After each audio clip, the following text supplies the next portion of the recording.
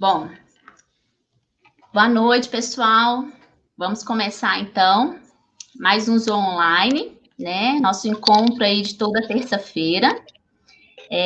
Hoje nós estamos no 15º encontro. É com muita alegria, né, que a gente vem realizando esses encontros virtuais com temas diversos da área da zootecnia. E, como de costume, né, vou me apresentar aqui. Eu sou a Marcela, sou professora do Departamento de Zootecnia. Atualmente eu estou na coordenação do curso de graduação, e esse encontro é uma idealização da coordenação do curso de zootecnia junto com o centro acadêmico. Então, nós nos reunimos, né, junto com os alunos que fazem parte desse centro acadêmico, e nesse momento, né, que nós estamos vivendo de pandemia, nós decidimos realizar esse encontro, ok? Então, hoje, dia 22 de setembro, nós temos aqui a professora Darcilene, que é a nossa professora do Departamento de Zootecnia, que aceitou o convite para poder falar um pouquinho conosco, né, sobre a ovino. Obrigada, viu, Darcy, por ter aceito, Darcilene, por ter aceito o convite, né? Como eu sempre digo a todos os convidados, né, esse horário é um pouco ruim para quem aceita o convite, né? E obrigada por ter aí se desdobrado, né, para estar aqui conosco, tá bom? Ficam meus agradecimentos também a Thalita que aceitou moderar essa apresentação da professora Darcilene, né? São duas companheiras aí um pouco de área também, né? Têm trabalhado juntas. E então, pessoal, uma boa noite para todos, tá? Aproveitem a professora Darcilene também, eu falo isso sempre, explorem ela da melhor forma possível, todos os conhecimentos. As perguntas vocês podem ir fazendo aqui pelo chat, colocando que no final a Thalita vai passar as perguntas para a professora e ela vai ter um tempinho também para responder, tá bom? E para aqueles que ainda não se inscreveram no nosso canal, no DZO UFVJM, aproveita aí, já se inscreva, ativa o sininho de notificação para ficar sabendo, né, dos nossos encontros semanais, toda terça-feira, às 19 horas, tá bom? Então, Thalita, eu vou passar a palavra para você. Obrigada, viu, meninas, pelo convite. Fiquem à vontade aí. E até daqui a pouco eu volto, tá bom? Tá.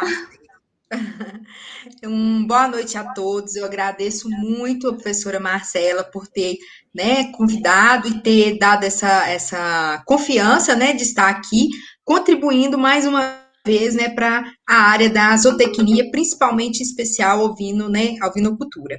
E com a professora Dacilene, né, que vou fazer apresentações, mas eu acredito que o que os alunos têm que tentar mesmo, né, é tirar todas essas informações que são possíveis da profissional, né, que nós temos aqui hoje conosco. Então, a professora Darcilene, ela tem graduação em zootecnia pela Universidade Federal de Viçosa, assim como mestrado e doutorado também pela UFV. Dentro da área da zootecnia, na concentração de produção de ruminantes, pós-doutorado também na nutrição de ruminantes na Unesp. Hoje está conosco como professora adjunta do curso de zootecnia no campus JK em Diamantina e é responsável aí pelas disciplinas de nutrição de ruminantes, ovino-caprinocultura e também a disciplina de introdução à zootecnia.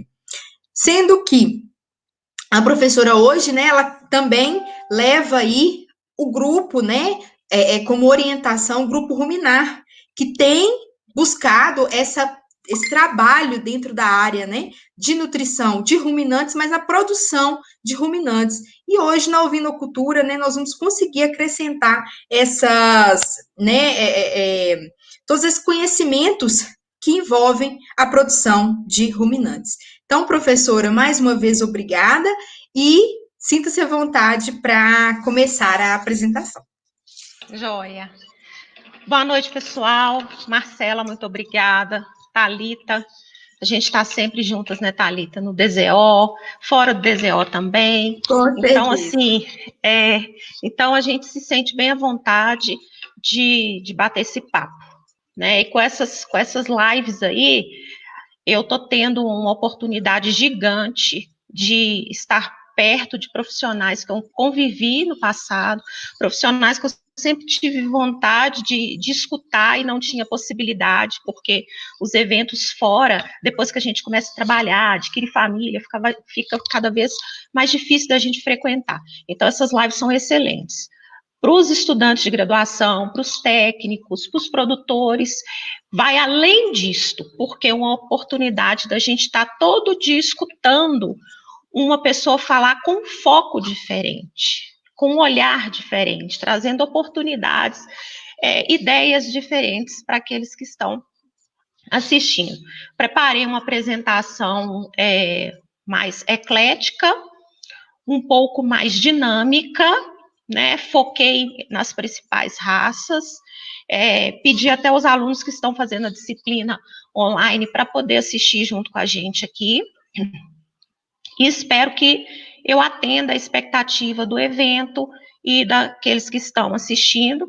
Mandem as perguntas, que a gente vai ter o maior prazer de tentar ajudar de toda forma que a gente puder. Então, eu vou iniciar a apresentação, tá?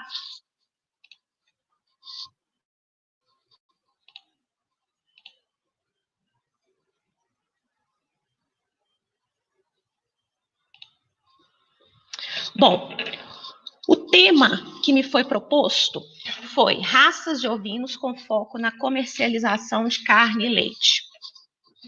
Um tema no qual eu trabalho nas aulas que eu ministro de ovino-caprinocultura, mas aqui eu trouxe um foco mais pontual para a realidade que o Brasil está passando hoje na ovinocultura, especificamente. Então, qual foi o objetivo e conteúdo que eu trouxe para vocês aqui hoje? Apresentar o potencial de produção das principais raças de ovinos de corte leiteiro no contexto brasileiro. Então, nós vamos falar um pouco do mercado mundial e mais focado no mercado nacional. Quando a gente traça o mercado mundial, é mais para a gente ter um parâmetro, né, uma comparação, para nos dar ideia, assim, de onde nós estamos e onde nós deveríamos estar. O que a gente precisa fazer? O quanto que a gente precisa caminhar? O quão diferente a gente está da média mundial?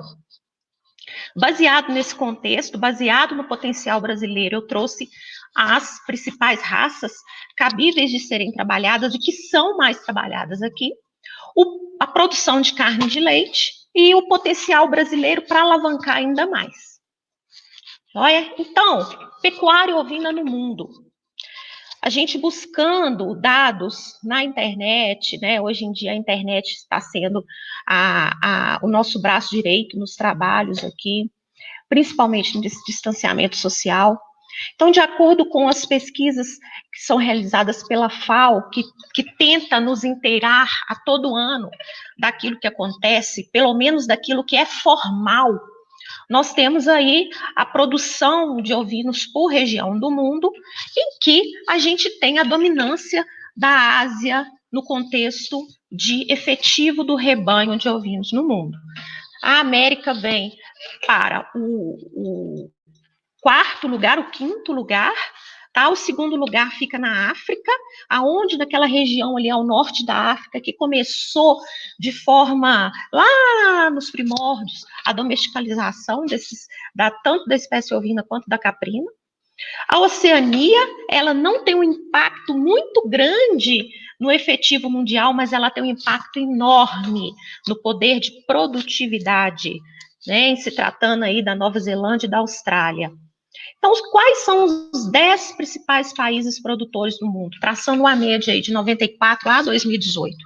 Considerando a produção de ovino e de caprinos, que não se enquadra, né, nas 3 principais produções de proteína animal no mundo, dados de 2018 são dados super confiáveis, porque o que se muda de 2018 para 2019...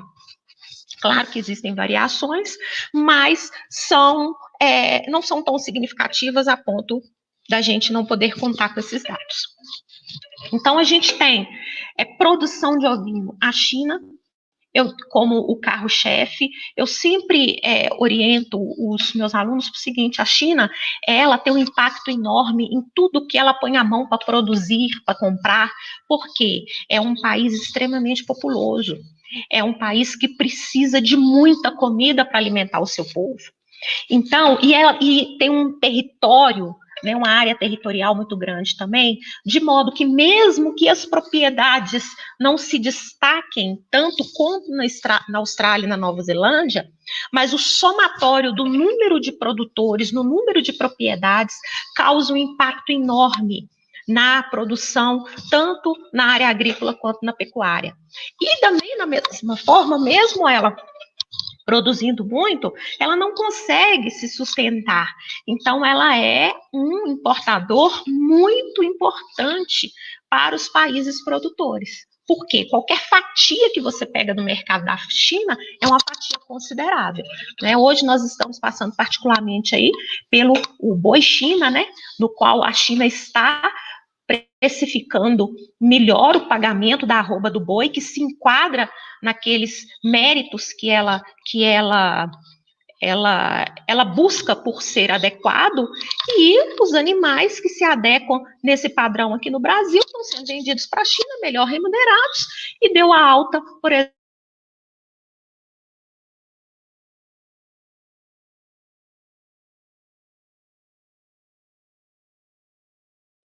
enraizado a cultura do consumo de cordeiro, associado também à manutenção do homem no campo, à subsistência das famílias com a criação de ovino e caprino, mas também a parte do consumo de cordeiros vinculado à questão religiosa também. Nova Zelândia está aqui 1, 2, 3, 4, 5, 6, 7, o 7º país, mas com um impacto da sua eficiência de produção, que é um cartão postal para o mundo, que é algo que a gente tem que vislumbrar para a gente poder aplicar a médio e longo prazo. Tudo pode ser feito. Depois vem Reino Unido, Nigéria e Peru. Então vamos. No Brasil, produção de ovinos. O que nós temos aqui de produção de ovinos no Brasil? Uma média de 94 até 2018. O Brasil apresentou uma queda drástica da produção de ovinos na década de 90, explicado por quê? Pela globalização. Em 1992, sob a presidência do Fernando Collor de Mello, houve, então, a liberação das importações aqui para o Brasil e das exportações dos nossos produtos também. Foi um ato chamado de globalização que mudou o rumo do nosso país. Não tinha como permanecer com um país de portas fechadas, onde o nosso poder era a matéria-prima. Então, como que a gente fazia? Como que o Brasil ia fazer para poder competir, para poder evoluir, se o setor secundário e terciário estava de perna quebrada? Se o Brasil não tinha condições de comprar peças, de comprar tecidos, de comprar pequenos produtos manufaturados, grandes produtos manufaturados, eletrodomésticos, etc, etc.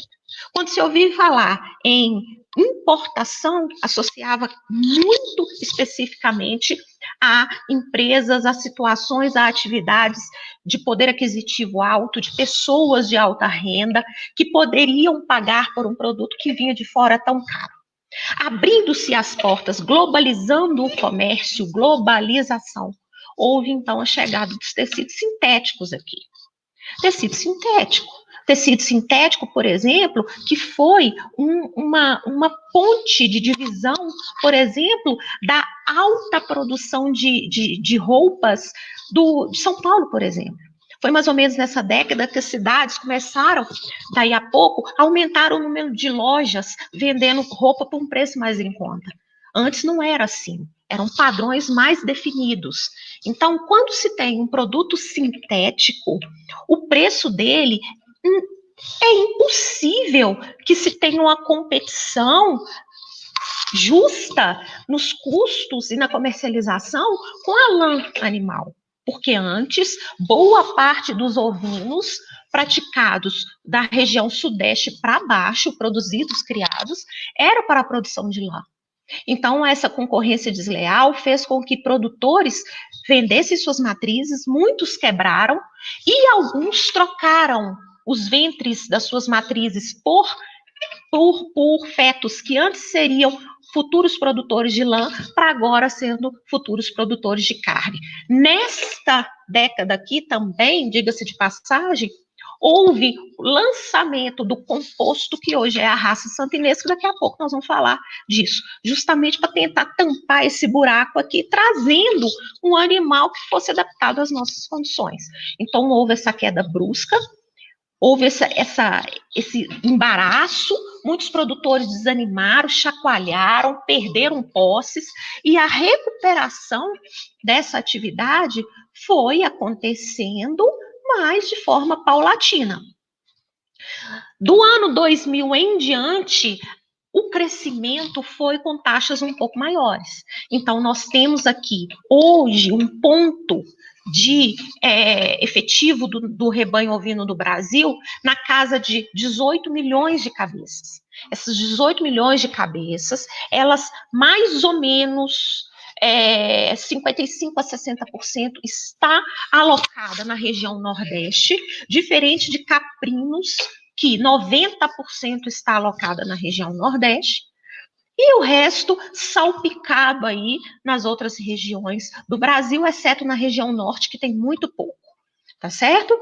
Então, vocês observem que, nesse gráfico, existe uma tendência da curva sempre a ascender.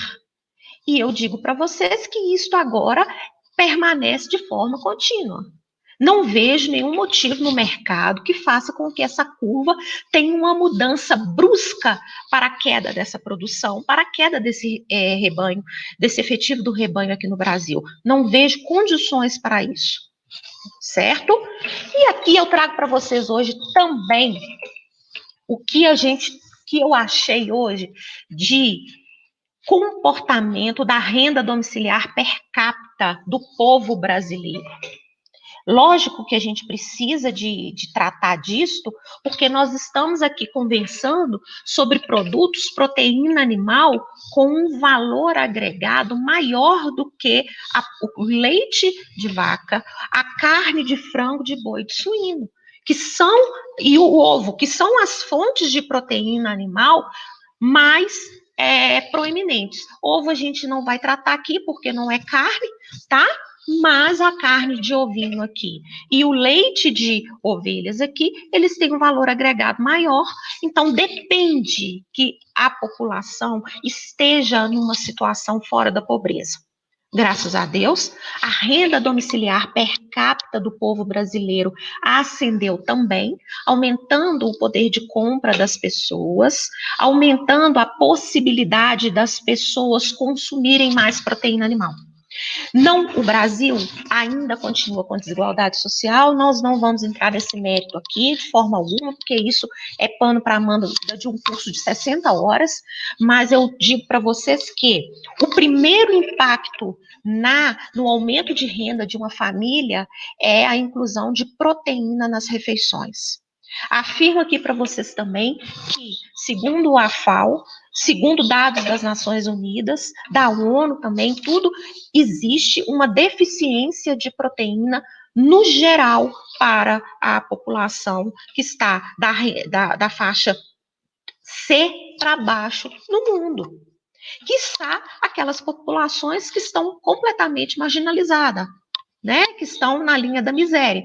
Então, adquirir proteína animal durante as refeições é de extrema importância até para se ter condição de ter uma boa saúde e vitalidade para poder trabalhar e ir girando o ciclo de forma normal.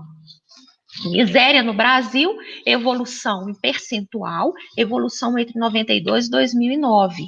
Então, observa-se por esses dados retirados de pesquisas pelo IBGE e trabalhados pela Fundação Getúlio Vargas, ou seja, equipes de renome, de impacto, de confiança nos dados que liberam, em que a miséria no Brasil, graças a Deus, ela vem diminuindo desde a década de 90 até depois do ano 2000.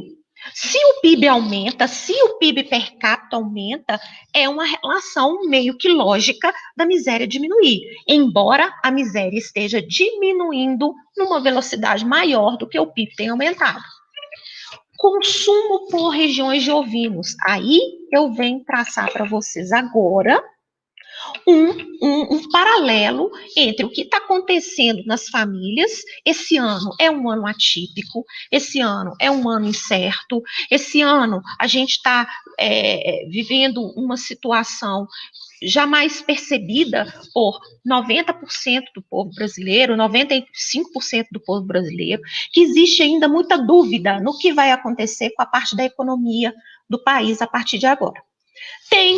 Tenho sim, otimismo em relação a isso, porque se a gente fosse cair por buraco abaixo, o efeito já teria sido sentido com mais clareza, haja vista que o distanciamento social e o gasto público com a Covid-19, ele está sendo intenso desde março. Né? Então, já tem meio ano, um semestre que o Brasil está vivendo em função disso. E todos os outros países que estão sendo acometidos de forma tão severa com a Covid-19 como o Brasil. Pois bem, consumo por região, frequência, o percentual.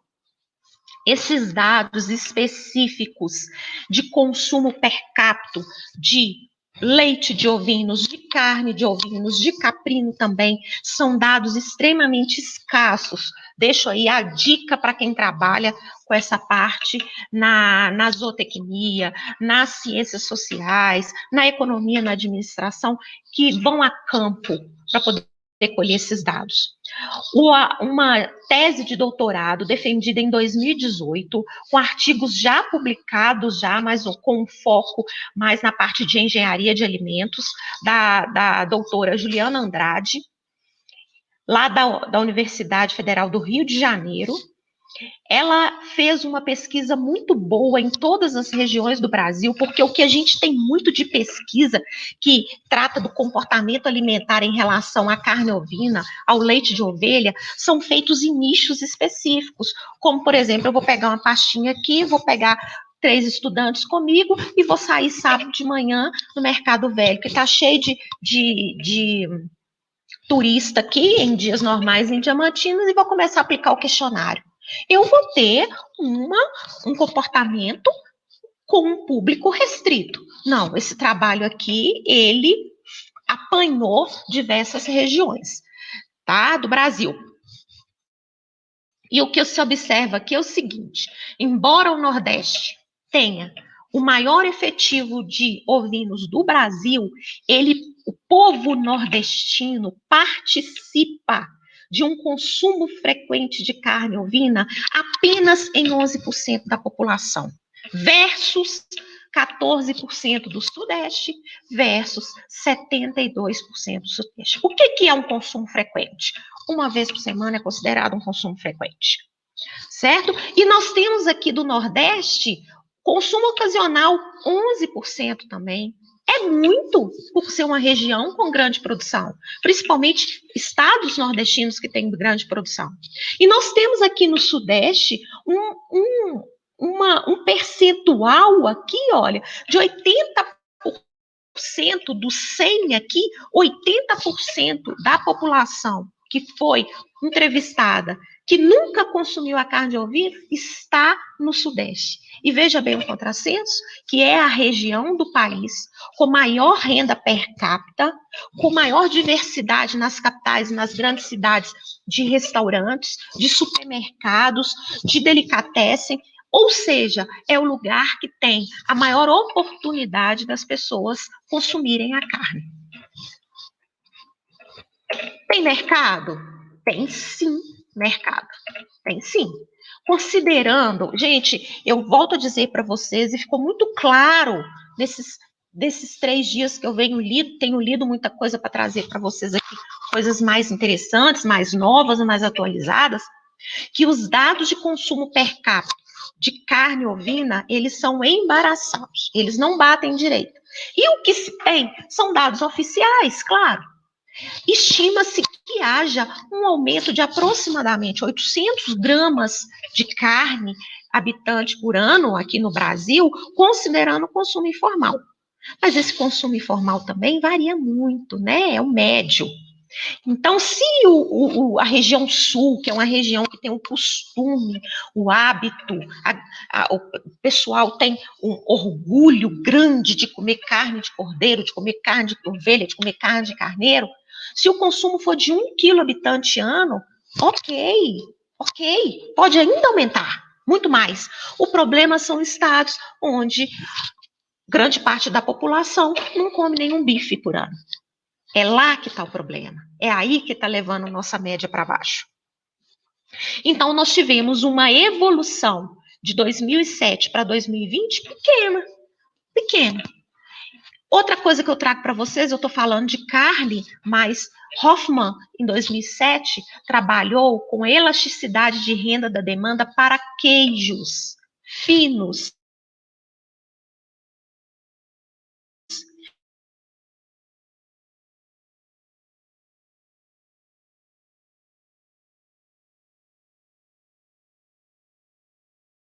que isso é altíssimo.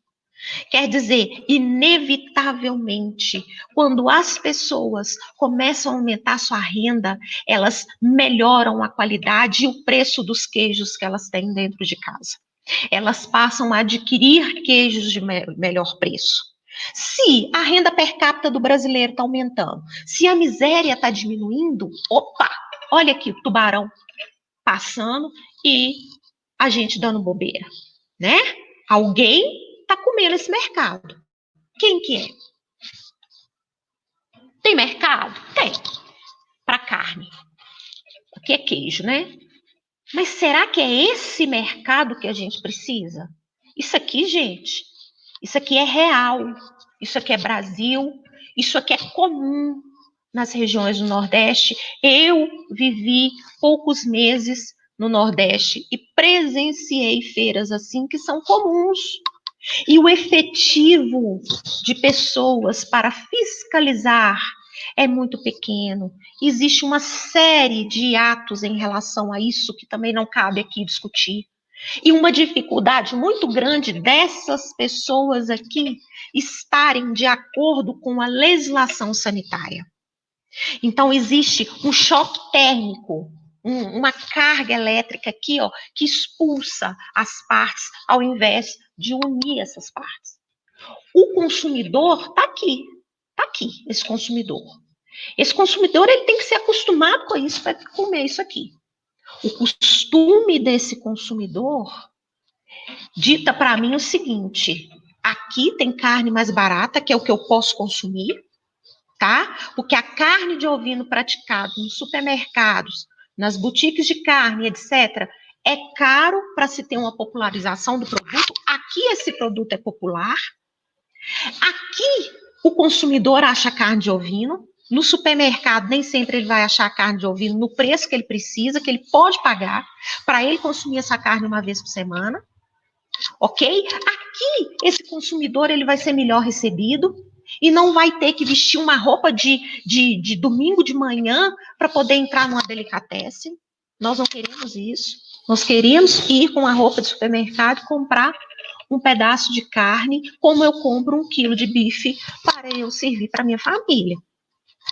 Ok? Então, existe esse choque térmico. Só que aqui também o consumidor começa a acostumar com a realidade que ele não pode acostumar, que é a de falta de qualidade, falta de padrão, falta de asseio, falta de visual adequado, falta de dignidade na hora de levar um alimento para casa. Isso aqui não tem condição de acontecer. Esse mercado existe. Esse mercado derruba o mercado e é extremamente voraz no que diz respeito às questões assim de competição para um mercado regular. Porque esse custo aqui para estender essa lona e vender essa carne é quase nada. É quase nada. Certo? Então, a competição é desigual. E aí, podemos seguir desse jeito? A cadeia produtiva de carne ovina, de leite de ovelhas, pode seguir desse jeito? Onde que vai chegar? Lugar nenhum, lugar onde que já está. Lugar onde que já está.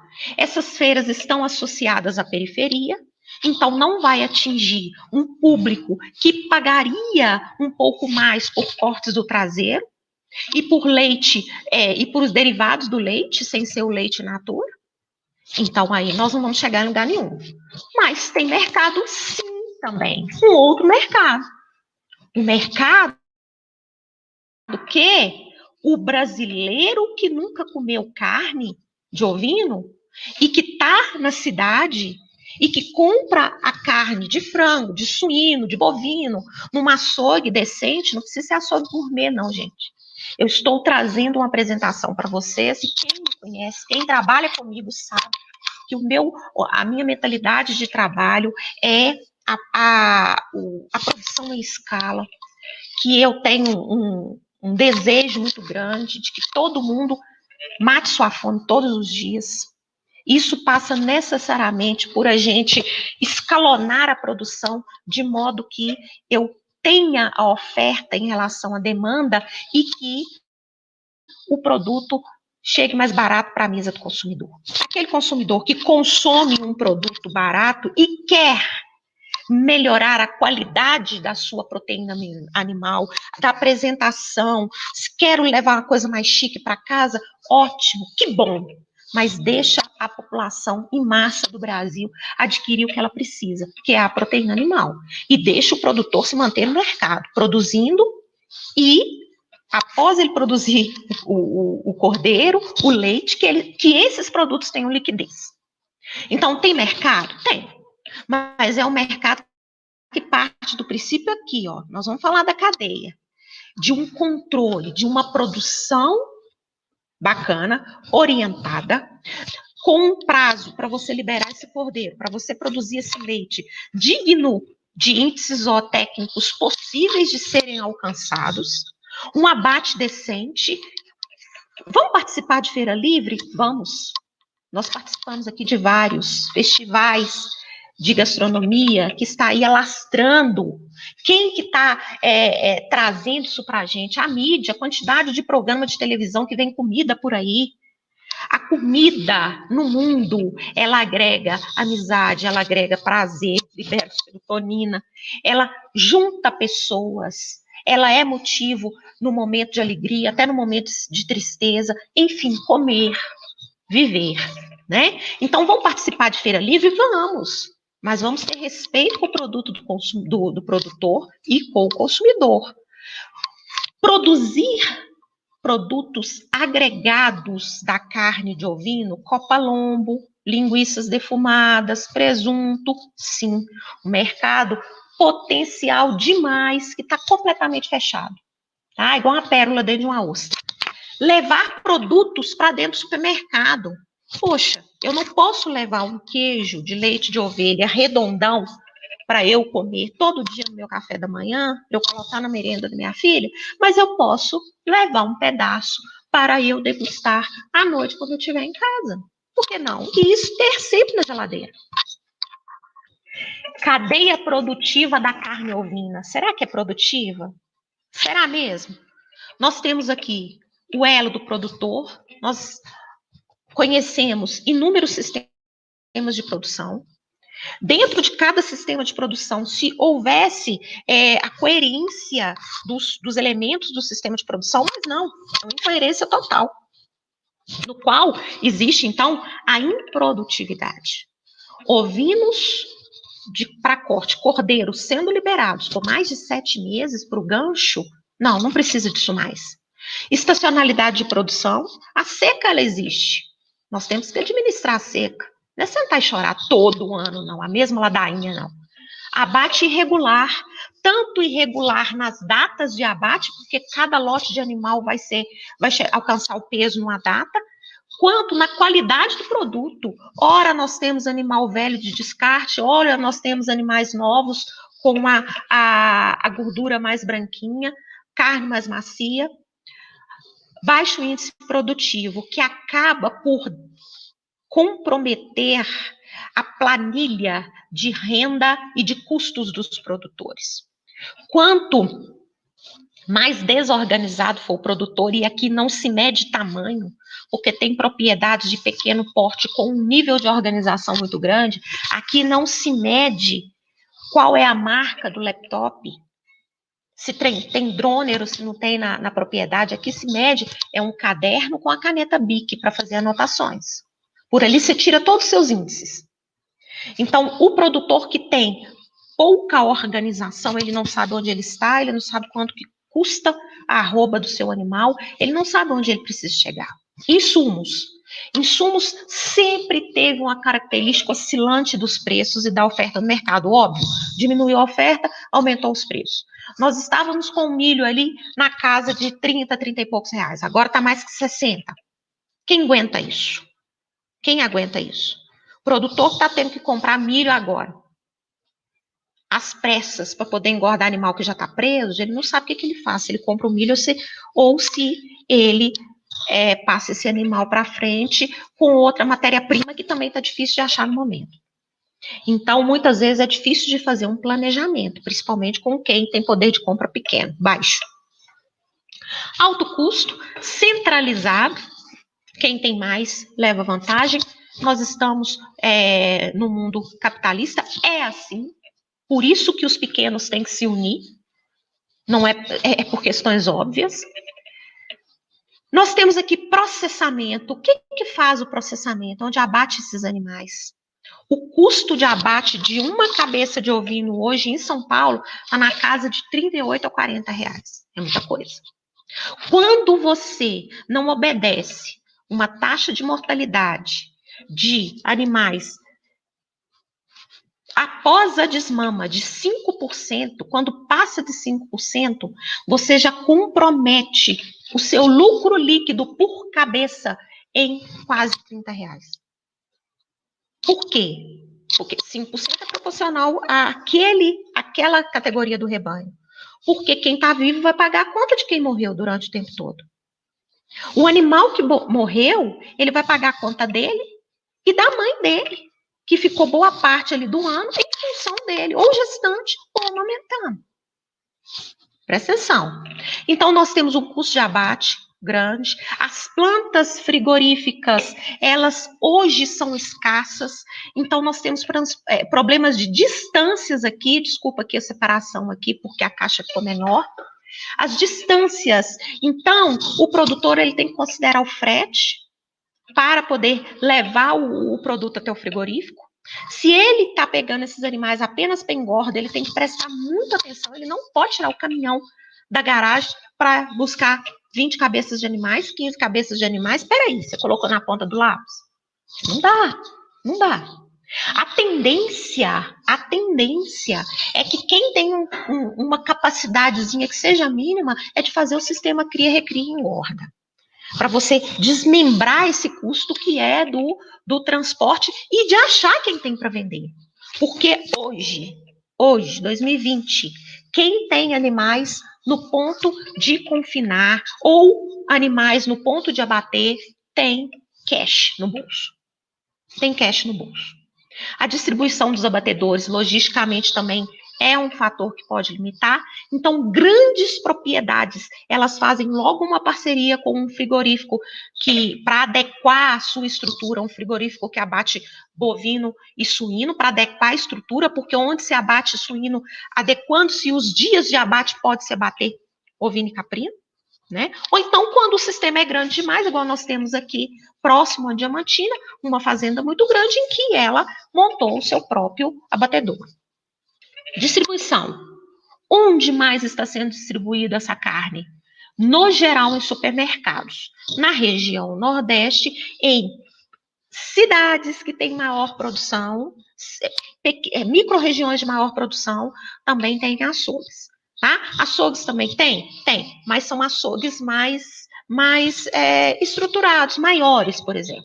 Pequenos açougues nas principais cidades, quase todas as cidades ainda não tem carne de ovino, exceto em micro-regiões e cidades onde tem a produção. Não tem padrão. Se eu chego e vejo um pernil de cordeiro que vai me custar R$ 95,00 a peça, e no outro dia ele está custando R$ 57,90, ô Jesus Cristo, eu tenho que prever o que eu vou fazer. O marketing. Eu tenho que saber que aquele produto está ali, eu tenho que saber que ele é bom, eu tenho que saber que ele é gostoso. A forma mais efetiva disso, quando não se conhece um produto, é degustando, provando. Carro faz test drive, né? Você vai lá, chega numa loja de cosméticos, você passa o creme na mão. Por que não degustar? Degustar. Você vai fazer uma festa, o buffet te oferece lá um tanto de coisa para você provar. Degustar. Cadê o povo para poder apresentar a carne ovina nos supermercados? Na porta dos açougues. Cadê? Onde está? O iogurte, quando lançou aquele iogurte mais grossinho, que Greco é uma marca, né? Do iogurte, assim, né? Mas quando surgiu esse iogurte mais grossinho do tipo Greco, sempre eu encontrava gente apresentando a degustação para gente. Então é isso, né? Incentivar o produtor a vender, incentivar o consumidor a comprar. Uma das coisas que a Nova Zelândia faz, ela amarra essa cadeia produtiva toda, de modo que os ovinos de outros locais, de outros países, têm uma tarifação absurda, porque eles têm bala na agulha para poder atender o mercado interno. Não é o caso do Brasil, mas não é mesmo. Não é mesmo, está longe de ser. A produção de carne ovina no Brasil, ela não alcança, precisaríamos de produzir hoje, para a demanda que nós temos, de mais 80 mil toneladas de carne ovina por ano aqui no Brasil. Tá? Então, a demanda, quando você força o produtor, o consumidor a comprar a carne da região, do país, quando você motiva dizendo que aquela carne é do país, traz uma satisfação, é da região, é de Minas Gerais, traz uma satisfação para o consumidor, tá? Uma motivação, um contexto. Quando você insere aí o bem-estar animal hoje, que é uma pegada muito boa, para quem já tem a proteína no prato e pode escolher que produto mais eu quero adquirir, que tipo de proteína, de onde que ela vem, a pegada ecológica, a pegada do bem-estar animal é um apelo ao consumo e à escolha daquele produto. Além, é claro, do layout daquele produto. Tá, se a oferta é irregular, se eu tenho uma demanda reprimida, o que é demanda reprimida? Eu quero comer, eu tenho uma vontade escondida dentro de mim, o potencial de consumo dentro de mim escondido. Eu não como porque eu não tenho costume, porque eu não acho na minha mesa. O custo é elevado. E o consumidor? Como que ele está? Ele não vai ficar de braços cruzados esperando a carne ovina chegar a R$ 35,90 o quilo para ele poder consumir. Ele vai consumir outra carne. Ele vai consumir outro tipo de queijo. Ele não vai esperar. Comida é uma necessidade urgente. Quando eu quero levar um queijo para eu poder degustar com minha família, quando eu quero levar um pedaço de carne para eu poder degustar com minha família, para levar para o churrasco, eu quero para aquele final de semana, eu quero para hoje à noite. Não tem como eu fazer um planejamento estratégico para eu comprar um pedaço de queijo. Então, o produto... E outra coisa, quando a gente vai ao supermercado, você vê um produto, você é atraído. A maior parte das vezes, o consumidor não compra apenas aquilo que está precisando. Ele também compra aquilo que os olhos dele olham e diz para ele, vamos levar que pode compensar. Tá? Isso em várias áreas aí, né? Em vários tipos de produtos, não somente alimentação. Então, ele vai ter novas demandas, vai se apaixonar por esses novos produtos, aí que está o problema, roubando essa fatia do mercado. A qualidade ele quer, às vezes ele não tem, às vezes ele consome. Aqueles consumidores que eu falei agora há pouco lá, que estão acostumados com as feiras, daquela situação. Coloca um produto de qualidade na mão dele para ele ver. Com o preço que ele pode pagar. Vai ser muito bom, tá? Ô, Thalita? Oi, Dancilene. O meu computador o meu computador acenou aqui a bateria. Eu vou dar uma andadinha aqui rapidinho, tá? Sim. Eu vou tirar minha câmera aqui rapidinho, Tá. 1 minuto. Tá bom. Sim. 1 minuto. Nós estamos com 45 minutos de apresentação. Tá. Uhum. Tá.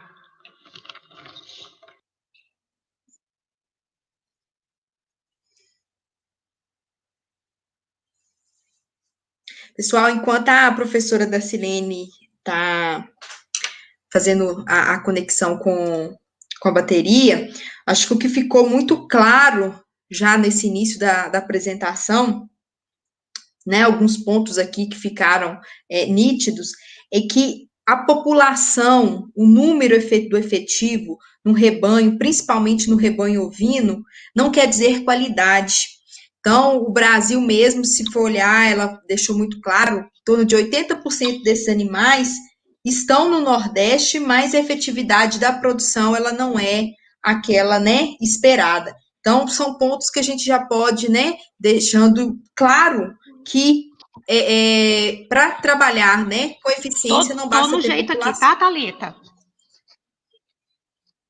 Beleza, Dacilene, Ok, então pode aqui continuar. nós temos Prosseguir, aqui as instituições e organizações. Aqui nós temos a ARCO, Associação Brasileira dos Criadores de Ovino, que tem que fazer esse elo aqui junto tem que fazer essa conexão junto aos produtores, aos fornecedores de insumo, aos processadores, aos distribuidores, aos consumidores, às universidades, às cooperativas, tá?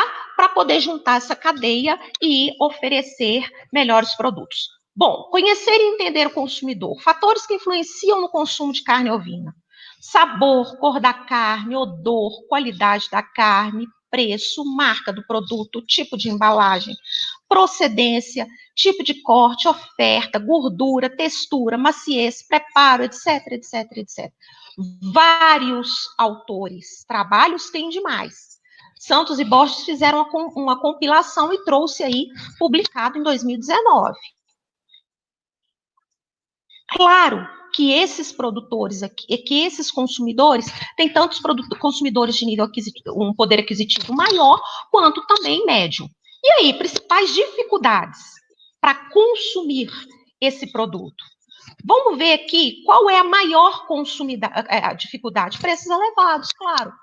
Não tem condição da massa da população dos consumidores brasileiros ter frequência de consumo de um produto que custa mais de R$50 o quilo.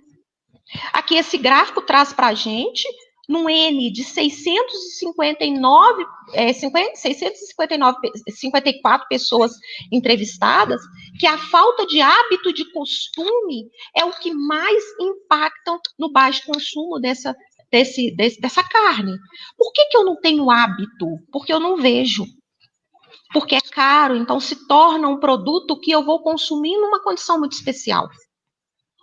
É um produto que eu não posso levar para um churrasco e levar 5 quilos dessa carne, eu tenho que levar 1 quilo dessa carne, 2 quilos dessa carne, se eu for comprar hoje. Aí é preferível trocar por uma carne com preço menor, porque eu consigo oferecer para mais gente. Variação de preços praticados aqui no Brasil em relação ao quilo de peso vivo. Nós temos uma variação enorme de preço, em que os estados nordestinos de maior produção, eles têm um impacto negativo no preço médio do produto no Brasil, porque o preço deles é muito baixo. Muito baixo por quê? Produz muito, mas sem padronização, sem qualidade. E também vende como? Vende nas feiras, abate clandestino. Então, enfim, não tem como praticar valores mais altos também de remuneração no quilo vivo. Nós temos estados aqui que a logística para chegar esse animal aqui para ser abatido é difícil demais. Pará, Roraima, Amazonas, então o preço sobe. Nós temos estados aqui do sul, por exemplo, o preço é um preço médio, um preço bom, porque tem muita oferta. Agora, nós temos aqui, olha, estados como São Paulo, Minas Gerais, que sofrem isso porque tem produção de ovinos, não tanto quanto no Sul, claro, a produção, o Rio Grande do Sul é o estado brasileiro que tem maior quantidade de ovinos sendo criado de todos. De todos. A região Nordeste é que tem, junto os estados, o maior efetivo do rebanho, proporção do rebanho. Mato Grosso, Distrito Federal, que tem uma demanda enorme por causa dos restaurantes, isso eleva o preço. Então, na média, os preços médios praticados no Brasil, que obedece também o impacto percentual da produção de cada estado, claro, eles estão em torno hoje de R$ 6,50 por quilo de peso vivo, o que desmotiva quem produz um animal precoce e de qualidade. Quem tem para quem vender, tem comprador que quer comprar. Essa tabela traz para a gente aqui a variação dos preços comercializados de acordo com o país no ambiente online. Nós temos aqui, por exemplo, Estados Unidos, tem uma média de dólar por quilo do produto de $35. Brasil, em torno de 14. Olha a variação. Então, além de 77 observações, então 77 buscas na internet de supermercados, de delicatessen nos Estados Unidos, que vendiam online, que tinham o preço online lá para poder pesquisar, foi feito esse trabalho muito interessante, lançado aqui em 2017, trabalho novo. Brasil, 139 observações, variando aqui, ó, preço mínimo de $3,24 o quilo, até $49,50 o quilo. Então, além de você ter mercado no Brasil para expandir e vender, o produtor que tiver padrão, preço, né, animais jovens, padronizados, os Estados Unidos, a Escócia, tá falando, vem que eu compro na mão de vocês.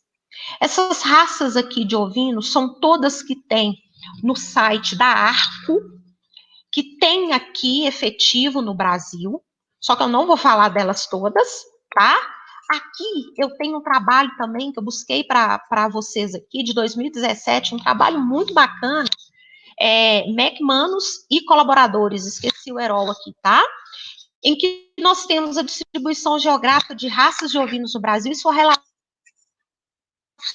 com fatores ambientais e climáticos. Ou seja, nós temos aqui a quantidade de rebanhos de cada raça, tá, que tem no Brasil.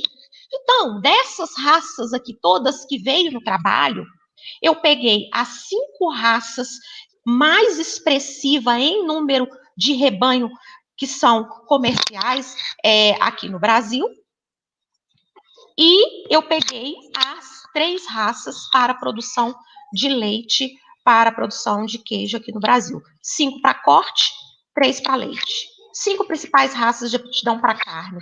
Primeiro colocado, Santo Inês. A raça Santo Inês não é uma raça, é um composto. A raça Santo Inês, esse composto Santo Inês, ele veio na década de 90, conversando sobre isso, e já tem uns 5 anos para cá que está tendo uma substituição desses ventres aí, dessas matrizes Santo Inês, para Dorper, para Suffolk, visando melhor rendimento de carcaça.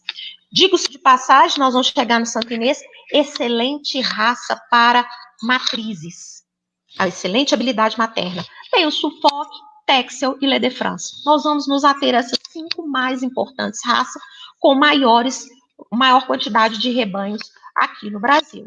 Então, a raça Santo Inês, o composto Santo Inês, ele está bem distribuído aqui no Brasil, a gente vê esse mapinha aqui, principalmente na região Nordeste, porque é um composto, tá, criado aqui no Brasil, através de quê?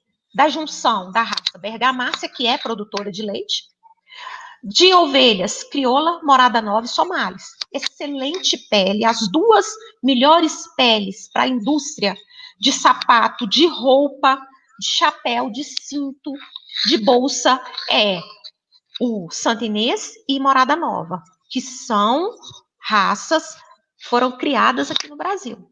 Deslanadas, produtora de carne e pele. A pelagem é super variada, o padrão é de grande porte, são animais mais rústicos, então eles aceitam o sistema de produção extensivo. As ovelhas têm excelente habilidade materna, então são excelentes ventres, associando assim possibilidades delas serem utilizadas demais em cruzamentos para viabilizar animais mais pesados à desmama, quando se coloca um reprodutor mais forte para o ganho de peso. Variações aí da pelagem do Santo Inês, Dorper.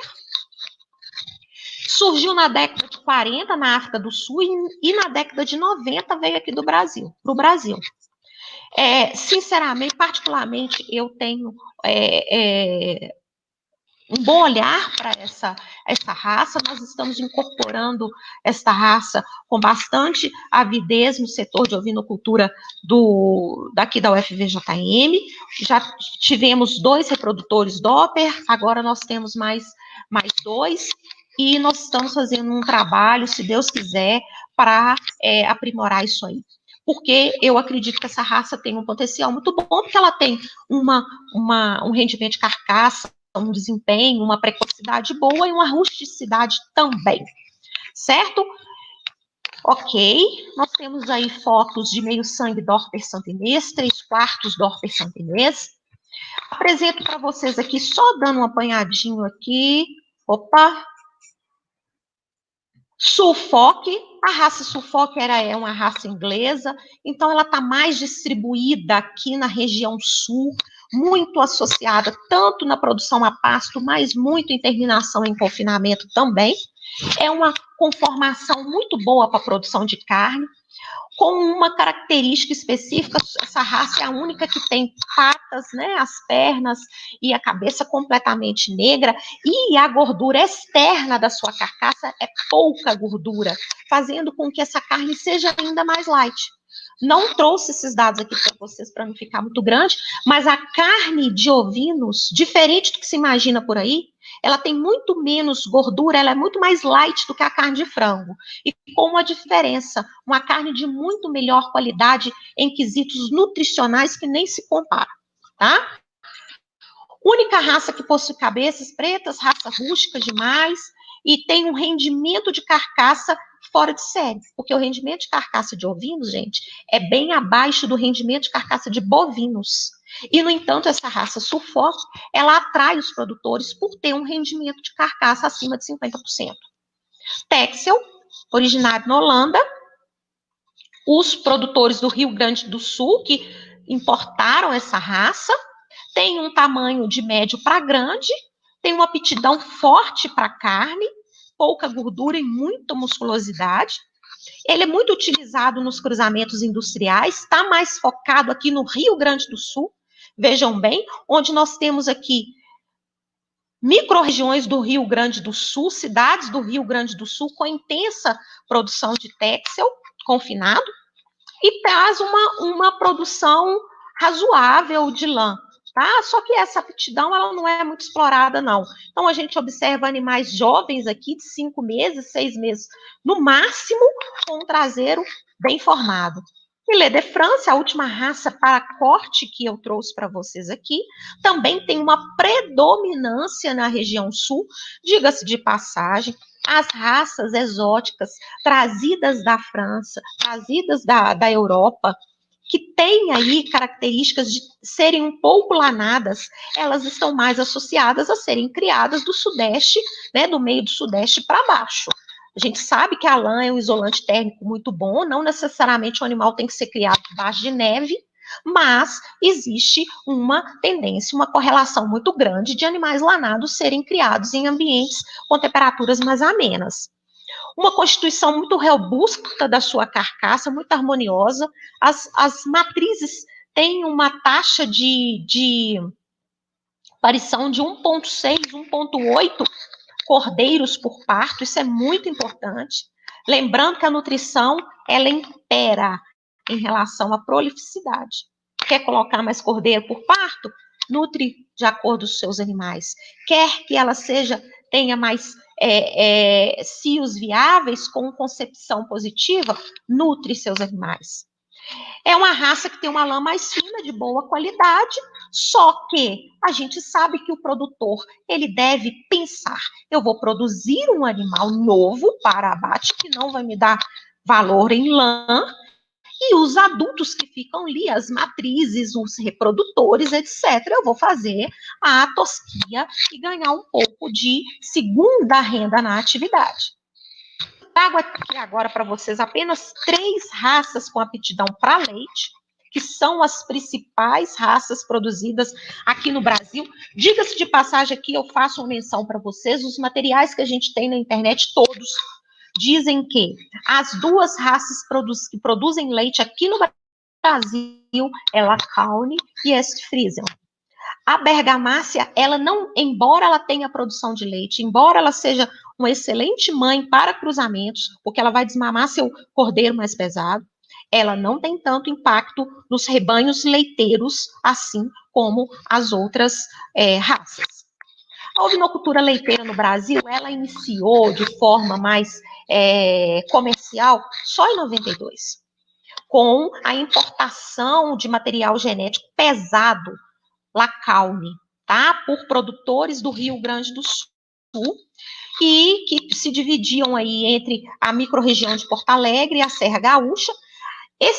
O Bianchini, ele apresentou a tese dele de doutorado sobre o estudo da ovinocultura leiteira, ele já foi, inclusive, presidente da Associação dos Criadores de Ovinos Leiteiros do Brasil. Ele travou todo o Brasil rastreando a produção de leite, e ele trouxe aqui os estados, os locais onde se tinha maior concentração de produção de leite. Outros locais do Brasil têm a produção leiteira ovina, mas com pouca expressão. De 2006 a 2019, houve a entrada da raça alemã Est-Friesian, que tem uma maior produção de leite, maior do que a Lacaune também, e é uma raça que estava com suas características, suas aptidões adequadas para serem produzidas a pasto aqui nas condições brasileiras. Campos nativos, às vezes, sulinos, né? Então, o rebanho comercial, leiteiro, da ovinocultura do Brasil, ele é recente, ele tem 24 anos. Então, a produção de leite no Brasil, de ovelhas, ela está na casa de 800 mil quilos de leite por ano. Em vistas de 27 bilhões de litros de leite de vaca, é algo muito pequeno, mas é algo muito pequeno, concentrado para a produção de iogurte e principalmente queijo. Eu informo para vocês aqui que a característica do leite de ovino, ela diferencia por quê? Porque é um leite que tem 20 a 22% de sólidos totais. A raça Lacaune, ela pode chegar a 8% de gordura do leite. Então, onde eu preciso de 10 a 12 quilos de leite para produzir um queijo, com o leite de ovelha, se eu fizer com o leite de vaca, com o leite de ovelha, o produtor vai precisar de 5,5 a 6. Isso dá para ele uma opção de vender queijos mais encorpados, com maior valor agregado, tendo menor utilização do leite. Obviamente, os sólidos totais no litro de leite, num leite produzido por uma fêmea, vai sugar dela uma exigência nutricional muito maior, porque as exigências nutricionais para a produção de leite são diretamente proporcionais aos valores de sólidos totais, principalmente gordura.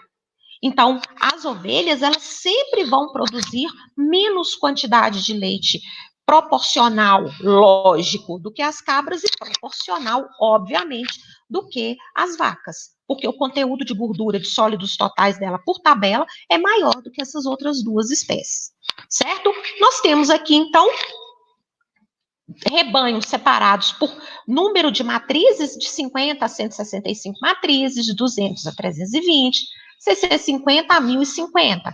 Então, nós temos apenas 3 rebanhos aqui no Brasil hoje com uma quantidade maior de matriz, certo?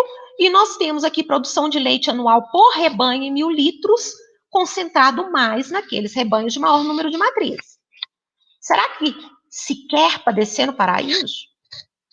Será que se faz uma atividade com vistas na sua permanência, no seu crescimento, na sua motivação, baseado nessa condição de trabalho aqui?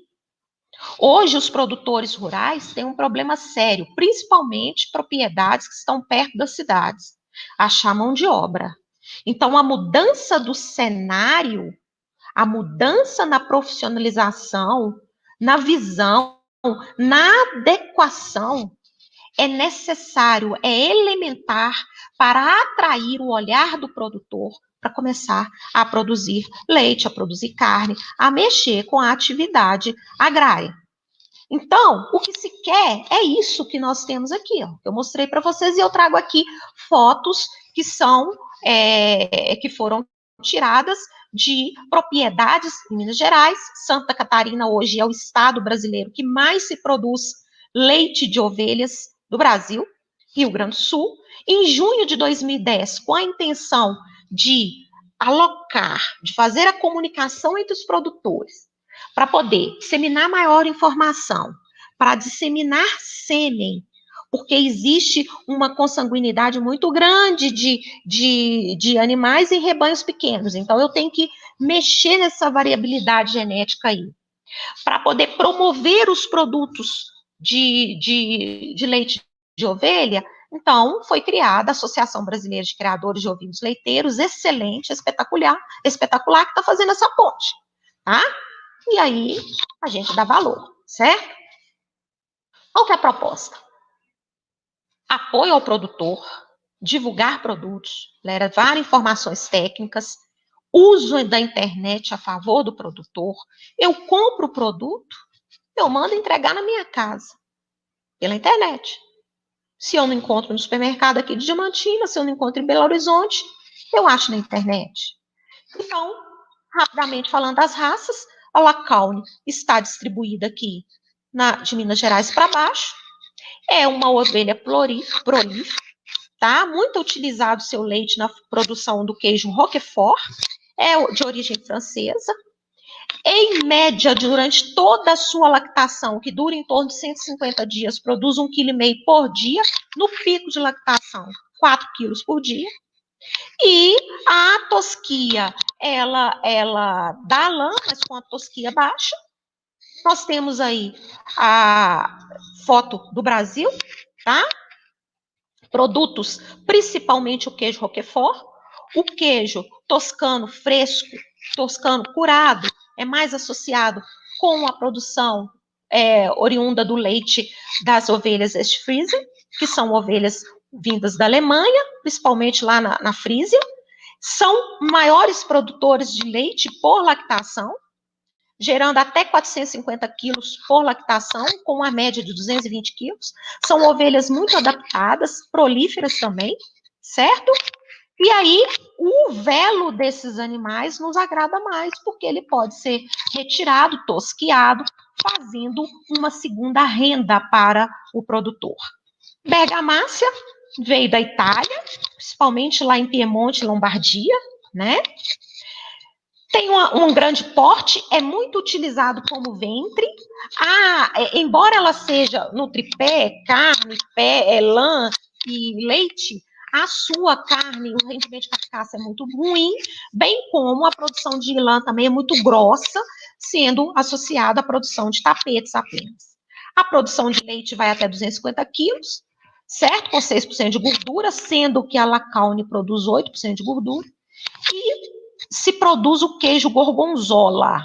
Comparando, então, Lacaune e Ostfriesen, em 92 dias de observação, nós temos uma produção em quilos de leite maior para Lacaune, neste rebanho, um N de 67, gordura maior para Ostfriesen, certo?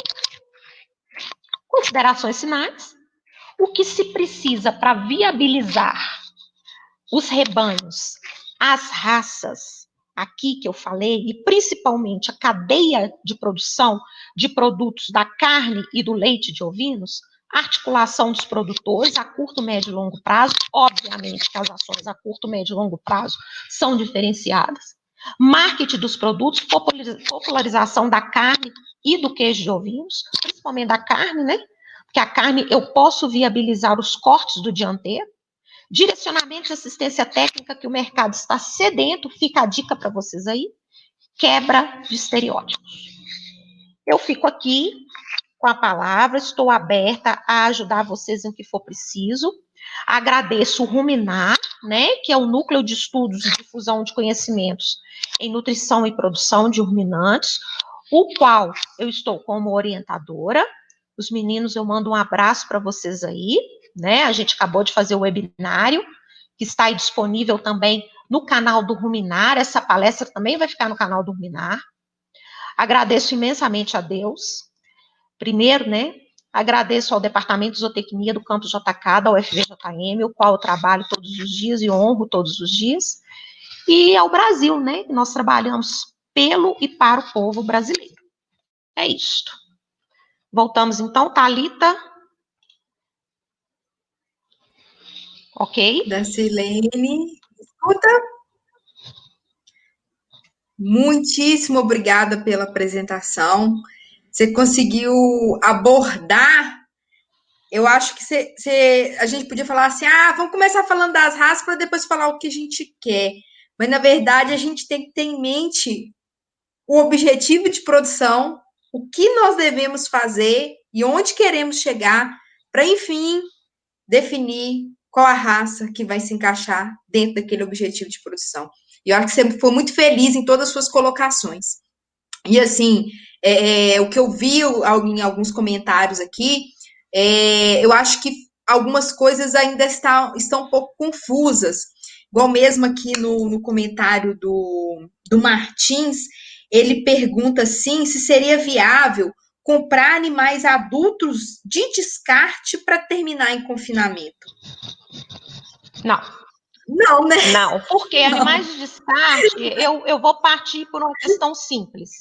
São animais com baixa remuneração no mercado por uma questão lógica, porque o padrão da carcaça e da carne já não é mais adequado para ser bem remunerado, e fisiologicamente são animais que estão maduros já passaram daquela fase de eficiência alimentar melhor. Então, eles são animais que, para serem engordados, eles vão gastar mais matéria seca por quilo de ganho adquirido, com uma remuneração mais baixa. Então, corre-se o risco de vender por um preço aquém do que se imaginava. Então, o ideal é o seguinte, é não deixar esses animais perderem score de condição corporal, de modo que, a partir do momento que você descarta essa ovelha, ela já vai ser entregue para o mercado. E eu acho que o que tem que ficar muito claro para quem não conhece o ciclo da ovinocultura, que os animais, o ideal é que o descarte não, o abate, ele seja feito até no máximo 6 meses de idade, até para manter todas as características. 7 meses? Eu acho que isso vai depender muito da raça, né? Mas eu falo 6 meses para dar gruja, mas com 6 meses é suficiente. Não, tem animais que com 4 meses já passou de suficiente. Se, assim, você desmama com 2 meses, fica 1 mês ali fazendo o processo de recria, tem animais que não precisa nem passar pelo processo de recria, você já vai direto para terminação, com 4 meses você já está assim, né, lembrando aí de um confinamento de 56 a 70 dias, você já consegue fazer animais de qualidade. Claro que isso tudo, mais uma vez, você deixou muito claro na sua apresentação, que sem uma boa escrituração zootécnica, sem um bom manejo nutricional e sanitário, o sistema não funciona, porque não é simplesmente comprar animais com raça, com pedigree, com genética, sem dar o básico, né? Sem ter estrutura. Então, passou, né, aquele processo da seleção dos animais, fez a separação dos animais que vão para a recria e engorda, os animais que serão matrizes e reprodutores, nós temos que realmente, quando a gente fala de descarte, realmente o descarte, não é manter mais aqueles animais dentro da fazenda, né? E caso a venda ocorra, sabemos que a valorização daquele produto vai ser diferenciado, né, de um animal que foi totalmente preparado para a engorda e a venda, né, com os cortes nobres que são valorizados no mercado. A venda vai ocorrer, né? Porque sim. Não tem como, né? Mas que o preço é diferenciado e tem que ser mesmo. Tem que ser mesmo. E diga de passagem, são esses animais velhos e sem padrão que fazem com que, muitas vezes, o lote de animais que eu estou entregando para o frigorífico, que é mais padronizado, esse lote melhor seja desvalorizado em função de indivíduos que são completamente fora do padrão que eu coloco ali dentro do lote. Então, tem que ter muito critério. Esse lote é tal, eu vou dispensar o abatedouro a cada 6 meses, a cada 7 meses, e todo ano eu vou dispensar tantos animais de descarte. Então, você tem que ter uma organização da sua produção para você não atrapalhar a sua oferta ao frigorífico, porque ele já tem para quem vender. E é esse estranhamento aí que os frigoríficos reclamam muito dessa falta de padronização na entrega dos lotes pelos produtores. Sim, aí teve até um comentário, mas eu acredito que ele deve ter jogado também como uma indagação do Vicente Macedo, que ele chegou a questionar assim, como que deveria ser equalizada a questão de demanda dos produtos. Se seria só necessário diminuir o preço para aumentar o consumo. Não. E não é assim. São várias atitudes que são feitas a curto, médio e longo prazo, focando num único objetivo, aumentar o consumo. Se eu aumento o consumo lá na ponta, todo o resto se beneficia. Um dos fatores é diminuir o consumo, porque aí eu popularizo o produto. Eu posso continuar tendo um carré com preço alto, eu posso continuar tendo um pernil com preço alto, mas eu tenho que ter outros cortes que tenham um preço mais baixo. Eu posso ter corte que possa ser feito na panela de pressão, uma costela menos incrementada, por exemplo, que eu consiga levar para casa por no máximo R$30 o quilo em grandes centros. Eu não estou falando só em centros produtores. Isso daí está associado ao conhecimento do produto. Hoje em dia, todo mundo conhece bife de boi há muito tempo. Tá caro,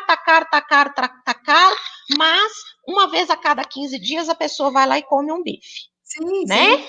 Então, é o seguinte, é o conhecimento. O conhecimento do produto se faz com marketing intensivo, com degustação e com regularidade de se ter aquele produto em X lugares. É preciso ter em todos os açougues e todas as mercearias da cidade? Não.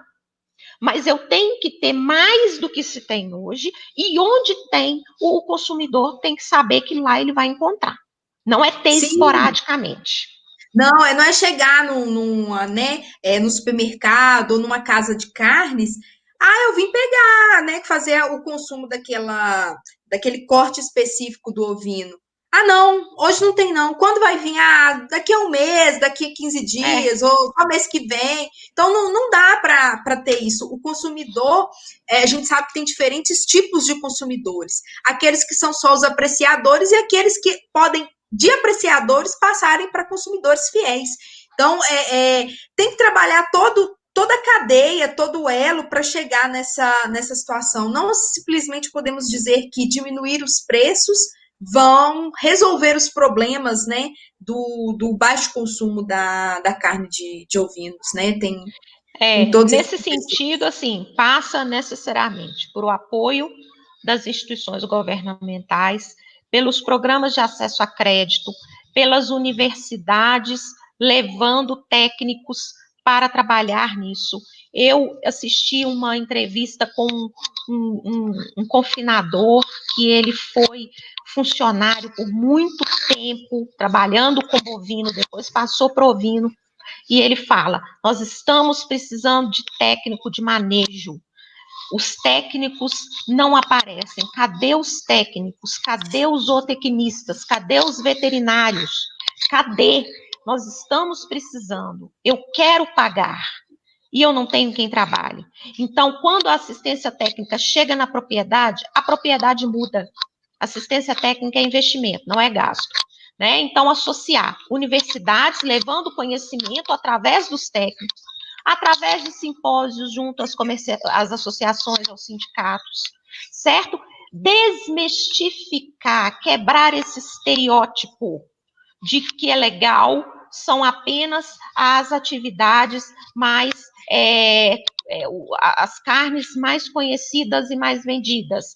Não, o mercado está aí para ser utilizado, ele já existe, ele está aí para ser utilizado. É diferente de você pegar carne de jacaré, carne de rã, carne de javali, carne de cotia, sei lá, de cobra, você colocar no açougue. Aí é um mercado extremamente fechado, é um nicho, não se compara. Carne de ovino não tem comparação com isso, leite de cabra não tem comparação com isso, leite de ovelhas também não. Mas a cadeia está muito desarticulada. O fato que aconteceu com a produção de frango nada mais é que foi a imposição financeira das grandes empresas, Sadia, etc., que começaram a integralizar, o governo fazendo também a sua participação para diminuir o preço do produto, para vender mais. Então, foi forte isso. Incentivos para quem exporta, então houve força em cima disso. A cadeia de ovinos está precisando dessa força. E não adianta ficar fazendo conversa fiada. A soberania vem com o capital. Então, é preciso investir nessa cadeia de produção. Como? Direcionando os elos para um fim, que é o consumo. Foi feito na Nova Zelândia. E, principalmente, incentivar o consumidor a comprar produtos brasileiros. O patriotismo no consumo é muito importante. Porque aquele consumidor que está adquirindo ele não tem escolha, ele vai comprar proteína animal que ele consegue pagar, ele geralmente vai comprar o produto nacional mais barato, pronto, se tem qualidade ou não, é o que ele pode comprar.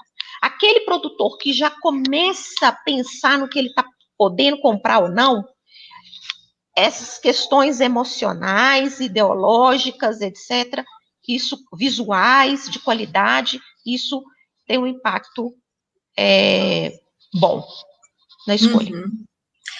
Não, todas essas questões, principalmente, né, ligadas a como que isso vai ser desenvolvido, e essa questão de valorizar o que é nosso e buscar por uma qualidade, aí conseguimos também montar um programa de genética voltado, adaptado para o nosso ambiente, isso é crucial e tem que ter parceria, e a parceria vem principalmente com a adesão de produtores, né? Os produtores, eles têm que estar com essa consciência que, para tudo dar certo, a adesão desses são extremamente importantes. E o Leonardo Dias, ele até faz uma pergunta aqui em relação qual seria o ponto crucial para ter sucesso na produção de ovinos. Eu acredito que tanto de leite, não, ovinos de corte, qual que seria o ponto crucial? Oi, Léo, tudo bem? Bom, o ponto crucial, primeiro, hoje, é você, antes de comprar as suas matrizes, porque você vai comprar os animais quando toda a sua estrutura de comida já estiver organizada dentro da propriedade. Antes de você fazer isso, você vai estudar o seu mercado regional, não é local, é regional. A gente não pode, para a carne ovina, para o leite ovino, fechar apenas numa cidade, exceto se for uma cidade grande, tá? Você vai conhecer o seu mercado regional e já fazer os seus contatos com os frigoríficos mais perto, com os produtores mais perto, para você direcionar a sua produção. Sabendo disso, do seu potencial de produção, ok, eu tenho condição de vender 2.000 quilos de carcaça por ano. Eu entro com isso a partir desse momento que eu entrar no meio daquilo que eu tenho a liquidez, eu vou me adequando à realidade, para mais ou para menos. Então, a questão crucial hoje é você fazer o estudo de mercado para você direcionar, fluir o seu cordeiro quando ele já estiver pronto para o abate. Se você ficar com ele muito tempo na propriedade, você vai estar queimando todo o seu lucro. Eu falei aqui que o lucro líquido de um cordeiro de 6 meses, ele é abatido na casa de 43 quilos, ele é de R$38, R$40. Então, não dá para brincar com isso, não. Tá? Então, Leonardo, é isto. Primeiro, você vai direcionar. Aqui na região do norte de Minas não tem mercado? Aqui não tem. Nós temos aqui uma fazenda com 18 mil matrizes. Será que ela vende só para cidadezinhas da redondeza? Não, mas, por exemplo, o primeiro contato que eu vou fazer é em Matozinhos, que tem frigorífico, é em Pedro Leopoldo, que tem frigorífico, é em Belo Horizonte, que tem um monte de gente querendo comprar, é aí nessa cidade que eu estou falando, que tem essa grande fazenda, para eu esquematizar com essas pessoas e começar a entrar no mercado. Com certeza. É aquela velha questão, né? Planejar para poder depois, então, atuar dentro do mercado, né? Dentro do sistema de produção. Porque o que fica muito, muito nítido é que vamos comprar. Aí freta um caminhão e traz todas as matrizes dos diferentes estados, diferentes regiões, e depois não sabe o que fazer com esses animais. E muitas vezes são animais que às vezes não têm aquela qualidade necessária, né, para poder evoluir aquele rebanho. Então, e o tempo passando, né, Thalita? Com certeza. E o tempo passando, né? Com certeza. Então, assim, o estudo do mercado, da viabilidade para escoamento daquela produção, depois passar por todo aquele elo de estruturação, de alimentação, de manejo, de instalações, para depois efetivamente entrar com os animais dentro do sistema. Porque eu acho que o animal, ele é o último, ele é o... É o último colocado. O start para exatamente, para realmente chegar, né, no sucesso da produção. Exatamente. E aí a Ana Fabrícia, nossa colega lá do departamento, professora de melhoramento, ela até faz uma pergunta aqui, se você tem conhecimento de quais têm sido as raças mais utilizadas aqui em Minas para a produção de ovinos. Dorper. Nós temos a Dorper, nós temos um pouco de Texel também, para a produção de leite, mais Lacaune, um pouco de Bergamácia também, junto com o Santo Inês, do meio de Minas para cima, é muito Santo Inês, do sul já pega mais as características de confinamento, Dorper, tem Texel também, é isso. Minas Gerais é um retrato Brasil, né? A distribuição econômica, social, é muito parecida com o Brasil, é impressionante. Você encontra na região sul de Minas, região ali da Zona da Mata, aqui na parte central, alguns animais mais especializados, né, onde tem a possibilidade de incrementar a produção e utilizar raças puras, como você também encontra trabalhos com animais cruzados, animais, né? SRD, né? SRD. Então, assim, falar de raças pode ser muito maçante, mas o importante não existe uma raça específica para um determinado objetivo de produção. Primeiramente, a raça boa é a raça que eu produzo. Exatamente, que vai bem dentro daquelas condições. E outra coisa, aqui na região de Belo Horizonte, tendo animais jovens, terminados jovens, bem acabados jovens, e o peso vivo vai depender da raça, né? Claro, o que tem, vende. O que tem, vende. Tá? Com certeza. A situação da universidade, ela não pode ser levada em consideração, porque são leilões, é um processo muito mais burocrático, que não é real para venda. O produtor que tem ali para vender a tempo e a hora, vende. Tem que ter o contato, né, Thalita? Tem que ter o contato e a gente vê a dificuldade que é de adquirir bons reprodutores e matriz, então, nem se fala. Matriz, então, é extremamente... Tanto que muitas fazendas, elas produzem as suas próprias matrizes justamente por motivo de dificuldade de encontrar matriz de qualidade no mercado. E considerando um ciclo de produção muito curto também, a questão de cria, recria e engorda é algo que está cada vez mais perto de acontecer na maior parte das fazendas, mesmo aquelas que têm confinamento de grande porte. Porque ficar na mão do mercado para a reposição é complicado demais. Nossa, muito, muito. E é um dos gargalos também, que depois que já está todo, assim, né, teoricamente, tudo encaixado, é manter esse rebanho, né, estabilizado e com qualidade, né, para continuar atendendo ali aquele mercado consumidor. Isso. Perfeito, perfeito. Ô, Darcilene, não tem mais nenhum comentário aqui no chat, não.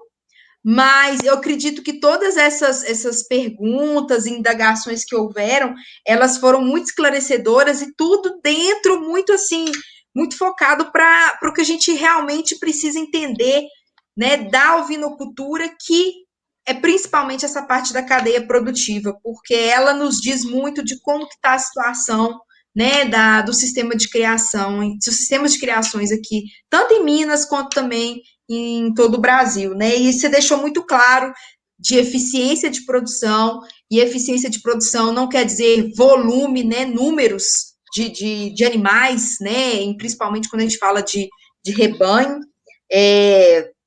Tanto que, assim, a gente vê em diferentes até lives que a gente assiste que a quantidade de animais não reflete ali aquela produção, principalmente em países da Europa, né, e países lá da Oceania, como a Nova Zelândia. Então, assim, a produção ela vai muito além do número, né, de rebanhos. Isso você deixou muito claro. E mostrou para a gente, né, que toda essa estruturação, ela parte de elos, de ligações que, claro, se o governo der um subsídio, é muito importante. Porém, a gente cada vez mais vai ter que depender menos desse subsídio do governo, né? Dessa parceria de muitos auxílios. Então, o produtor ele vai ter que acabar trabalhando mesmo com a força, né? Com a força de produzir animais certificados, animais de qualidade, que têm estruturas sanitárias adequadas para gerar as carcaças, né, que serão comercializadas aí para o mercado e sair dessa informalidade que hoje ela é tão persistente, né, na ovinocultura. Aí nesse caso a única saída é a associação. Né? A junção quando eu falo associação, pode ser em uma associação já definida, sim, ok, mas pode ser uma associação informal também, mas que seja, desde que essa associação seja para prosperar, tanto na parte de variabilidade de reprodutores e matrizes, que isso é muito importante, senão você acaba com o seu rebanho rápido, principalmente os pequenos. A Ana Fabrícia está aí, você é melhorista, você sabe disso muito melhor que eu, quanto na questão de compra de insumos, quanto na questão de aquisição de informações técnicas. Isso tudo ajuda demais, sabe? E adequação, né, sincronia aí na liberação dos animais, quando um produtor estiver liberando um lote, os outros também vão liberar, até porque com a informação técnica eles vão passar a fazer estação de monta em períodos mais regulares, etc. Não vai ficar aquela confusão, enfim. É a associação, Thalita. A associação não tem jeito de ser diferente. Não tem jeito. Assim, o apoio, né, do governo é muito importante, mas não depender somente de programas governamentais para que a estrutura do sistema dê certo. Tem que ter essa consciência que a união de todos os produtores, ela vai, não posso dizer que vai chegar mais rápido, mas às vezes encurtar um pouco esse caminho que ainda está muito longo, né? E aumentar aí esse consumo de carne que não passa aí, né? De meio, de 0,7. Parece que cada ano ele está diminuindo ao invés de aumentar. Então, trabalhar com essa formalidade que acho que é o ponto-chave para a gente falar assim, olha, consumo aí tá aí, e a gente tem, né, o mercado consumidor tendo a procura, a demanda por esses produtos. Dacilene, você gostaria de fazer mais algum comentário, ter mais alguma consideração? Não, está tranquilo. Eu espero que eu tenha atendido, né, ao tempo, ao assunto, essas lives ficando na plataforma aí, nos canais. As pessoas podem acessar, quem tiver interesse, pode procurar a gente também, o e-mail está aí, né? O departamento de zootecnia está aqui, inclusive eu estou aqui agora nele, para servir, né? Os professores, tem professores de diversas áreas, os produtores têm que quebrar esse muro, essa vergonha, essa barreira que existe com os centros de pesquisa, com os professores, porque a gente fica muito voltado para dentro dos muros da universidade e precisa de disseminar mais isso, encorajar mais as pessoas no que diz respeito a produzir tecnicamente, de forma viável, sem ser elitista e fixando melhor na atividade. Né? Eu estou à disposição, como sempre estive, eu trabalho para o povo brasileiro, a gente está aqui para servir sempre. É isso, eu espero que eu tenha atendido, agradeço a confiança e estou aqui porque deve é. Obrigada. Nada. E meninas, obrigada, viu, Dacilene, pela apresentação, excelente. Thalita também, muito obrigada. Não sei se todo mundo ficou com essa vontade que eu, né, de comer um churrasquinho de carne de ovino, né, gente? Depois dessa informação gostosa aí. Ai, aquele queijo, aquele vinho. Ai, meu Deus. Vontade deu, viu, gente? E acredito que não tenha dado só em mim também, não, viu? Então, mais uma vez, obrigada, viu, meninas, pela excelente apresentação. Vai ficar disponível, sim, aqui no canal.